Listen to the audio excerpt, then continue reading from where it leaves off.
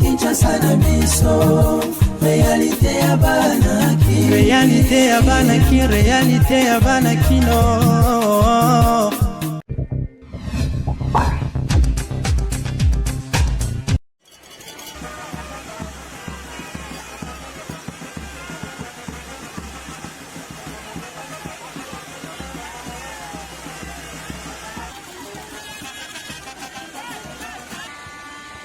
ya yambo na koloba fona komisa bambote mibale mbote ya liboso eza ya mokonzi ya mboka président de la République Fachi Beton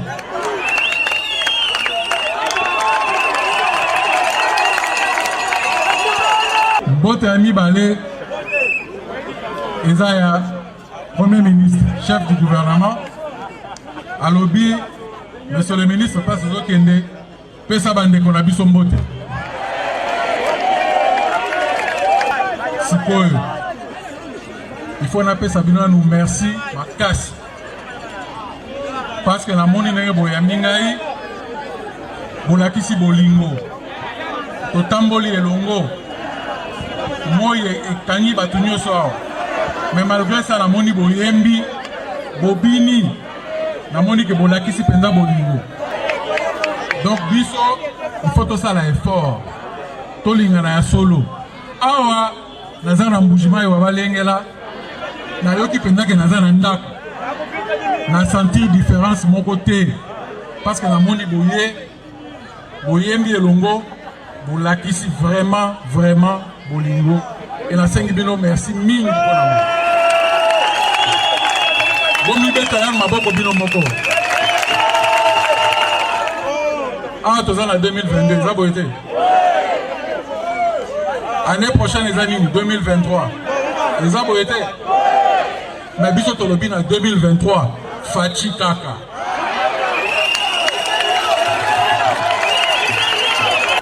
Mais na kiko suki sa bongote, sans ko senga na moko na bino. Ensemble là ba FRDC na biso. Pour bitumeza na est. Batu mususu bazosala bitumba wana po ba empêcher Fachi Beton na gouvernement na ye échanger Congo mais toko changer yango balinga te toko changer yango.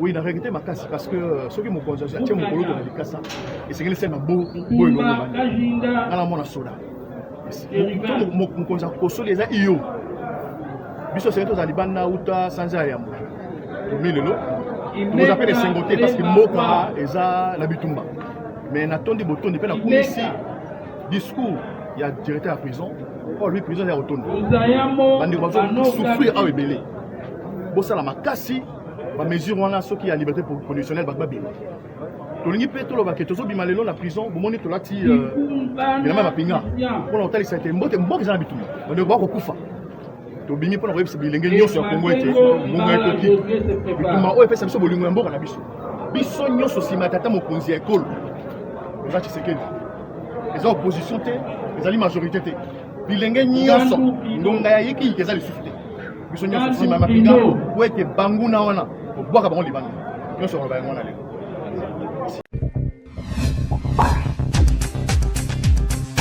ala na bomoko ozomona il faut tozala na bomoko elakisi nini ozala muluba mukongo mungala muswahili beto na beto ndenge wera so na yembaka donc lelo nazobeta sete makasi ba oyo bani ba attaquer hôtel pona tel batika makasi zobunda langage de la diplomatie solo non Kenya koya non omoni sikoyo biso ba côté la biso kaka te omoni biso na bisayo tozana 9 frontières. Combien de pays en Afrique ils ont 9 frontières? Total en anamisu makambo etali kubunda pona ekolo bato basala ka guerre eza basoda bato bazo attaquer biso baza côté kuna yo binisi machette na Kinshasa. Est-ce que l'air bazo beta bal to bombe au papa machette au papa nani ozomona wana eza ba stratégie ya manipulation bazo kotisa na bato mais le peuple congolais il faut yeba que mokonzi ya mboka ndenge nalobaki lobi alandaka seconde par seconde situation sécuritaire aux Africains et puis faut ba ke bitumba et ça la marana stratégie nyonso ezosalama toki oloba te kodévoiler ba plan non mais il faut koyeba que chaque centimètre en mboka et vous allez défendu que ndenge tozokende de plus jamais bao wana kande bamesana mokolo ezali bakoswama obi kongo eza ebemba nyoka esilaka somo te ata toza na bakokoso ndenge nini mais badongolo miso jamais bakoki koloka jamais bobomba ngo na mutu parce qu'il faut bato comprendre l'enjeu il y a guerre et ça là déjà dans le passé il faut bano ya biso bazokola ba comprendre makambo ezo le kalelo bangonde ba rediriger Congo loyi ba yeba qu'est-ce qu'il faut faire et quelle attitude il faut avoir na ba voisin ou ba kanisaka ke po bango baza malamu il faut Congo zala na problème ozomona donc awa to comprendre banjeu na biso to sangana to milengela to soki toza na bomoko infiltration kokota wapi pourquoi jamais balonga Congo parce qu'à chaque fois que makamba boyaka to bosanaka ba couleur na biso et bino ba média principalement bino télévision nationale il faut vous assurer que bozo pesa congolais information en temps réel parce qu'à un moment où manipulation eleki na bisi bino ba misusu pe baza na stratégie na bango manipulation boye bien ngo bon salela biso ba émission bo lakisa biso bilili ya mapinga na biso ndenge bazobunda bo betela biso masolo ya enjeu ya mboka to comprendre ba dynamique ya mboka nde bongo beaucoup contribuer na bitumbo ezosala FARDC tola tiawa lelo toyebi ke mboka na soza na problème ntako boya ngwazati toza attaqué bat bazo kufa du jour et du jour alors biso na geste oya ko sangana to nimito sangana c'est bato nyoso pe na Congo bazala bo moko pona ko soutenir FARDC kon biso za ba modèle biso le to pesa guna musique génération na biso yango lelo et boti ba génération ebele au monde baby si vous tous les kansi oya ko sangana mais te ko mona ke bien que tous un événement monene bato za kozela te bi que tous a combattu na mboka deux ans un problème en fait tous a problème très grave au lelo ke na este ba problème ezali bazo bonga mboka na biso alors yango biso to lingi la paix to lingi paix qui miezala pour ceux qui pesate moyen biso beta musique ezate moyen ba fana ba soma pe ba disque ba CD ezati alors paix à biso lelo musique eza a fait donc sans frontières tous a ba fanatique partout dans le monde na ba pays sur Afrique ba fana so bazali donc biso il faut tous la to ngaka paix ezala yango to lati biso so ba FARDC ezali geste moko symbolique on a que c'est ba congolais nyonso ya Congo biso zali derrière FARDC et puis dans lancer message mongo protéine sur le bec mbongo wana soki koti balongola une partie ba otindango na ba femme violée na est et puis encourager ba FARDC bazo buna bitumba biso mo to ndimi quand même to se sacrifier to beta concert mbongo pe ya biso ekota na kati bon yus comme to zolinga makamba concert beta te contribution no ezani na limite ezana ngomba bike non comme tu as un problème na mboka en tout cas banda lui a fait na démissionner na ça sous musalaté non to ko travailler mais to yeba ki côté mo to un problème donc il faut que tu le beaucoup ko aider ko contribuer pour nango yango moni geste on a répétition to la tiango pour le sake wenge musique 4x4 bon chic bon genre tout ça derrière FARDC ezali kamamboka so taliomoni même na Ukraine guerre ezama kasi mais équipe nationale na bango ebete balé donc ça veut dire que bien que nous sommes attaqués mais on peut travailler pour aider le pays donc pour aider FARDC donc les producteurs n'ont pas eu le canissa bien que a une partie à il y a le qu'on appelle ça donc Voilà, donc rien à dire. Congolais ne soyez que la mise à jour s'impose. Donc Wenge musique à 4x4 va redémarrer le monde. Donc Makambo monde sera redémarré. Donc rien à dire. Et ça kanda te jouate master lobby Congolais mo ta vana na parler jour wana na éviter ce zandenge nini. Donc na sengi ba fan tout ya Wenge musique abaya ebele ndenge ba na poto ba avion les ya mikolonio so plein à plein ba ya concert. Vraiment gloire à Dieu pour ça quoi. Na micro oyo pona ko yebisala bandeko na biso nyos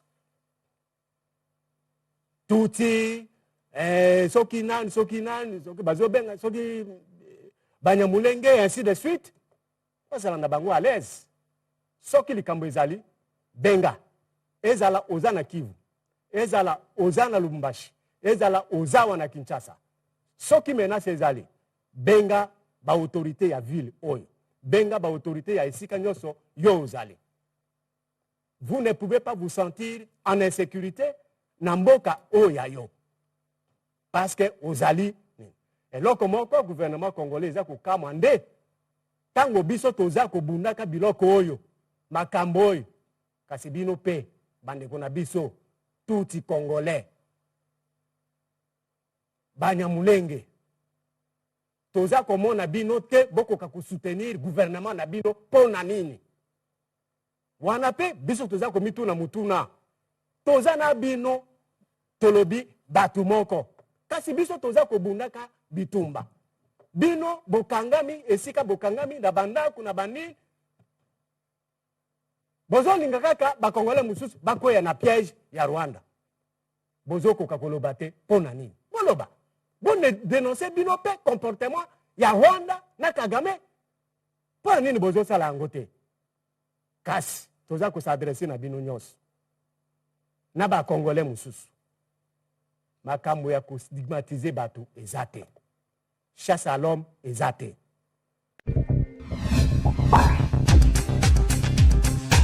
Venez. Je vois sur le Congo Kinshasa la RDC. Vraiment, les ténèbres sont en train de se dissiper et la lumière paraît. Il peut se passer des soubresauts, mais la lumière se lève dans votre pays. Toute force des ténèbres qui vous a maintenu assujetti va être renversée dans le nom de Jésus. Le Seigneur a entendu le sang des innocents qui a coulé dans ces régions tout en meurtries, victimes de génocide. Dieu a entendu le cri et le nom que vous avez invoqué. Du nom que vous avez invoqué, du nom que vous avez invoqué. Et le Seigneur se lève. La main de Dieu va faire un nettoyage et qui va surprendre les nations. Qui va surprendre les nations. Il frapperait un malheur sur tous ceux qui se sont enrichis sur le sang des innocents. Le sang des enfants. Le malheur frappera vos familles sur plusieurs générations. Sur plusieurs générations. Des maladies étranges. Écoutez-moi, vous qui vous enrichissez avec les diamants, avec l'or, sur le sang de ses habitants, la malédiction est venue dans votre maison. Elle est là, je ne fais que vous l'expliquer depuis de grandes années, depuis de longues années. Répentez-vous et sortez de ces commerces de mort. Répentez-vous et sortez de ce commerce de mort. Voici le temps nouveau que Dieu déclare sur cette nation. Je prophétise la paix sur la RDC. Je prophétise la lumière sur la RDC. Cette nation va faire briller en grande partie l'Afrique. Dieu suscite dans ce pays des hommes et des femmes d'une telle sagesse, d'une telle intelligence, d'une telle compréhension. Les années de larmes vont vous être consolées. Les années de larmes, Dieu va vous apaiser. Et la grâce divine est sur vos vies dans le nom de Jésus. Peuple de cette nation, levez-vous, priez, annoncez des jours favorables. Annoncez des jours favorables. Car rappelez-vous ce que j'ai dit. Lorsque les temps de faveur veulent annoncer, l'ennemi, comme il y avait un temps où on pouvait à nouveau assujettir, où on peut à nouveau, où on peut proclamer la libération. Que le sabbat se lève sur votre nation. Que votre... Qu'il en soit ainsi dans le puissant et précieux nom de Jésus-Christ. 1995, ça remonte. En 1995, au Palais du Peuple, il y a un homme de Dieu qui a dit ceci. Écoutez ça. Dans 2 ans, ce pays, le Zaïre, sera libéré. L'Okapi, l'antilope spécifique à ce pays qui symbolise la restauration, partira de l'est du Zaïre vers l'ouest. le peuple zaïrois sera très content. Mais cette effervescence et joie seront certes de très courte durée, parce que celui qui prendra le pouvoir en remplaçant le maréchal Mobutu sera tué. Après sa mort, une crise profonde s'installera dans tout ce pays, au point où la population sera dans l'opprobre et la souffrance à un niveau très élevé. Les Congolais seront dirigés par des leaders cruels qui leur rendront la vie difficile. Mais passé cette étape, moi, le Dieu de l'univers, je restaurerai ce pays par rapport à mon plan. Lorsque j'aurai délivré et restauré cette nation, je la rendrai tellement attrayante, au point d'attirer vers elle des multitudes de gens venus du monde entier qui voudront s'y installer. Les investisseurs se bousculeront au portillon du pays juste pour avoir le droit d'y faire des affaires et s'y installer. Ceux qui auront fui ce pays le regretteront et par après, ils retourneront pour s'y établir. Les gens se bousculeront à la porte d'entrée de ce pays car il deviendra un pays des merveilles. Qui croit ici qu'on est en route? Qui croit qu'on est en route pour voir le Congo devenir le pays des merveilles? Si tu le crois, fais du bruit avec moi, dis quelque chose, manifeste-toi.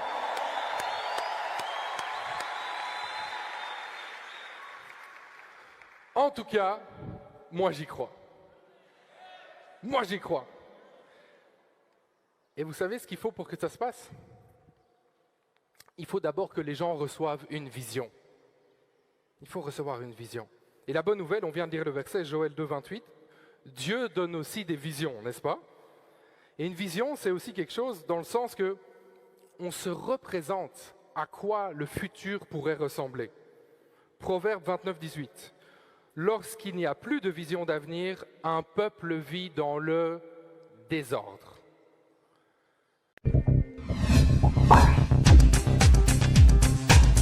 Ndenge kaka gouvernement et annonçaki ba mesure sur interdiction ya attroupement politique na ba place publique pe na ba port ya bilamba na ba indice militaire des secrétaire général ya UDPS Tshisekedi Augustin Kabuya mwana bute asangisaki ba responsable ya ba structure nyonso ya parti na ye pona ko sensibiliser bango na respect ya ba mesure oyo ba autorité ya l'état bazui pendant période exceptionnelle oyo mboka na biso ezali kolekisa. Et côté les discours nyonso ya appel na violence na haine tribal et pas ya ba membre nyonso ya UDPS pour na ko favoriser cohésion nationale. Tangu tozalaki na opposition tokanisaki atambala moko te ya kosala violence pour na kokota na pouvoir. Eloko nini ekoko justifier likambo oyo tozali na pouvoir oyo bokonzi nyonso ezali na maboko ya Félix Tshisekedi. Na tango wana nde UDPS azwi makanisi ya koluka mobulu mpona kobatela pouvoir na ye. Mpona Augustin Kabuya, cadre kaka moko oyo bamembre ya UDPS basengeli kokutana ezali ba réunion hebdomadaire ya bacellule na bango et que baparlementaire debout basengeli kokende na bacellule na bango au cas contraire bakosibir rigueur ya loi. Parmi batu oyo la police a présenté qui na presse na commissariat ya ville province ya Kinshasa, to retrouvé Jules Moniere, président ya parlement debout ya marché central, yepe bakangaki ye na la police nationale depuis mokolo ya lundi na Tongo. S'agissant de M. Kaloubi Mbouyamba Gilles, alias Mouniere, il a été interpellé pour incitation à la haine tribale à travers les réseaux sociaux en citant les noms et adresses de personnes ciblées, voire ceux de certaines autorités du pays. Litumba parti, na sali 26 communes, redynamisation à parti. Na yeko yebisa ke parti za kokufa. Parti za kokufa. Bakanginga. Jules Munyero. Redynamisation à parti na yebisa Kabuya to redynamiser parti bazoka na ngai. Jules Munyero ngayo.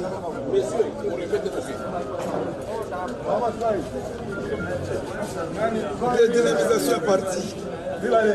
Tamboli 26 communes en tant que communicateur à chef de l'État. Mais 5 redynamisation parti.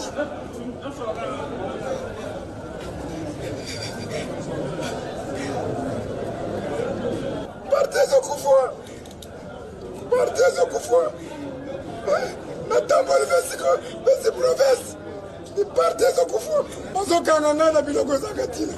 Nasali fort pour le soutenir FARDC. Batu nyonso poto mobimba batindi mbongo. Il faut napesa mbongo na ministre de défense. Parti za kukufa. Muko antambola kangai. Parti za kukufa. Muko antambola mwamai. Naza communicateur na yo. Parti za kukufa. Na Kembushimai, Chikapa, Kananga, Lubumbashi Kolosi, ma fédéral va obtenir. Parti za kukufa. Même dans le Parlement debout où il y a pompage, président Nayango Pati Toumamboy, Yépe Bakangaki et Mokolo à lobby mercredi, juste après avoir tenu une réunion il y a Parlement debout, où il dirait ba autorité ya mboka pe ya parti ba Pekisaki. Quelques heures avant l'arrestation naye, Boyoka Oyoye à Lobaki. Tshisekedi wa Mulumba, Ozawa pi biso totikali komona makambo na tomona te. Na pouvoir Kabila, basali biso parlementaire de Boubo. Na pouvoir na biso moko to bundela ki to beti ba boloko, nga beta boloko 4 fois boloko. Sans compter ba enlèvement, sans compter ba kachoma belé na zelo côté na sala na vanda tili landa ba bot. Mettons ba komi na audacité ko lobana ba combattant to bo ando kangisa biso vraiment. Selon témoignage à membre moko ya famille naye, président Pati Esika Azali, mutu moko ayebite, yena 2 combattants au ba compagnie qui est pas ya major. Il y a Siat, il y a pompage. Le président, il y a le Parlement debout. Il y a respecter l'instruction, il y a l'autorité à l'État, et il y a le parti politique Bazali. Président Moustapha, il y a Kenda qui n'a Parlement debout, on a expliqué honorable la décision où il y a conduit Bazui. Bolanda ndengeni et les kaki.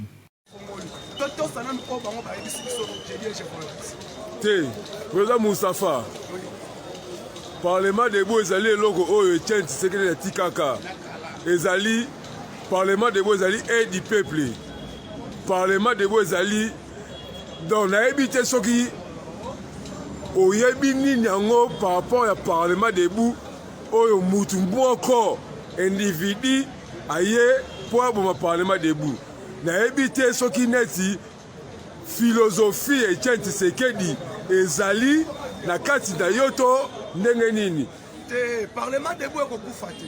Parlement debout c'est la base où epesa ki biso pouvoir na 2018 parce que Fadji soki arrêtera ki signature grâce à nous les parlementaires, grâce à la base de l'IDPS. La base de l'IDPS c'est le Parlement debout et le Sénat. Mais le CG a lobby boye donc on a oyo totika yango abomi parlementaire mutu aboma philosophie Parlement debout azaki Parlement debout ne mutu asentir et communicateur ya pouvoir oyo yo nyonso tu babumisa Fadji to telemela yango na ba Parlement debout ekokufa te mais nous demandons ceci lokola bango balobi que non ba parlementaire debout bapesa message à la haine nayebisa ba communicateur nanga ndeko Jean aza communicateur soyez basoda bango wana bayokanga biso boya nani telema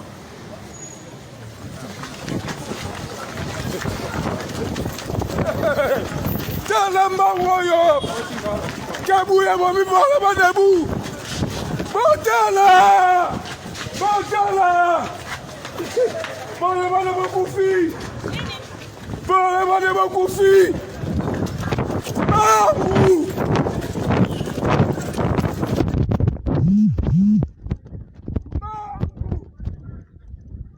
Il y a solo vraiment Kinshasa et l'équipe partout. Nabitumba Oyo Rwanda a imposé la République démocratique du Congo na Est par ma terroriste M23. Docteur Denis Mukwege, prix Nobel de la paix, Kaka Moko Oyo Tozalakanaye, a pesi message pour inviter la population congolaise d'une manière générale, et quinoise en particulier, va céder na piège mon côté à Munguna, na kosala usage ya violence entre biso. Bolanda message ya docteur Denis Mukwege, prix Nobel de la paix. Ici, likambo oyo ekoteli biso likama oyo toza na kati nango esengi mpenza ke congolais nyonso epa nyonso congolais azali ayeba d'abord que esengeli mutu na mutu arespecte moninga esengeli que la vie humaine ezala préservée soki tobandi makambo ya batramotina ndenge namoni yango na bavideo nga nalingi naloba boyoka ngai mutu akosi bino ke bozwa bamachete bobanda kontrole bavoiture na Kinshasa bobanda kontrole bafaciese ya bato mutu akosi bino aza ennemi ya Congo boyeba libela ke mutu ayebisaki bino ke bozwa batramotina ye mpe aza na complicité nasengi bino pardon botika koloba makambo ezanga tina na ba réseaux sociaux ba vidéo ya ba violence botika yango ekola biso kaka nde violence soki moto abimeli moninga na tramotina toza na bakonzo bakopekisa yango te eza pasi na motema mpenza nga nakanisi na moment ya agression ya Rwanda soki par exemple balingi ba exprimer colère na bango bakosala yango mais ezala pacifique bakosala marche pacifique bafinga mutu te banyokola mutu te makambo akozwa batramotina ezala te bakosenga ke mabele ya bakoko na biso ezala respecte na mutu nyonso mais baba na makambo ya kofinga batu konyokola baninga kozwa batramotina wana bo bazotala ba vidéo bazokanisa ke donc vraiment ba congolais mayele zakate po wana eza je ya ba ennemi na biso pardon botika makambo wana soki mutu asengi clean 1 million ya batu bakota na balabala pona ko lakisa mokili mobimba ke en tout cas toko ndimela te mutu aya kozwa mabele na biso mokili ekoyoka nga nakanisi ba leader d'opinion boyebisa bato baza na kati ya ba parti politique na bino na kati ya ba église na kati ya ba association na bino boyebisa bango ke toza na ba soda batika ba soda bakende na bitumba bosambela bango botindela bango biloko ya kolia ya solo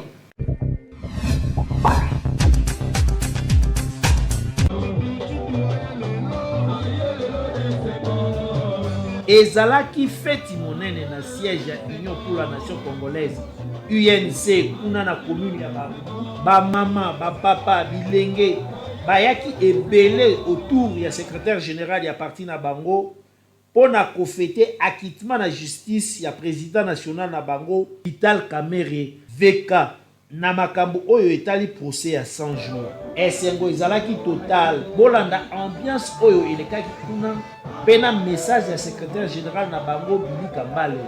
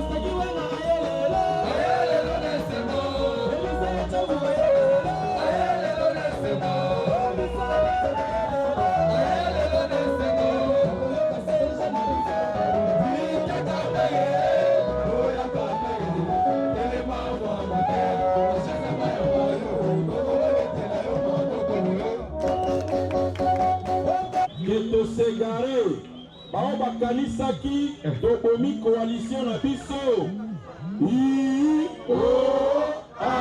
bayeli eloko te mosala na kokokisa kokekisa ndongo kamela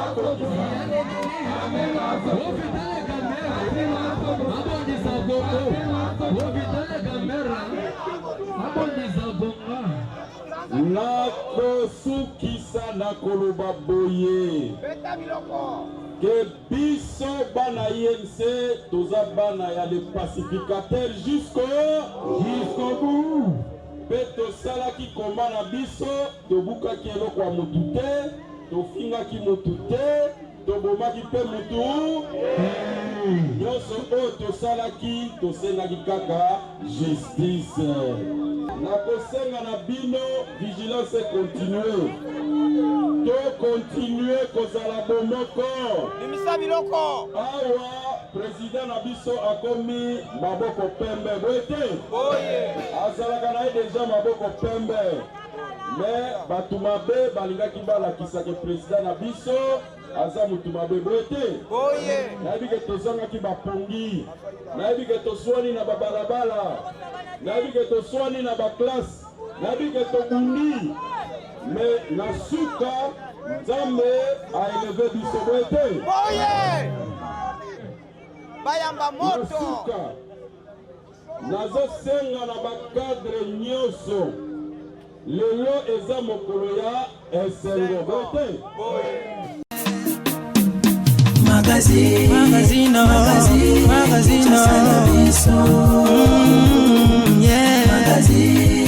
Magazine Kinshasa na biso Réalité ya bana ki Réalité ya bana kino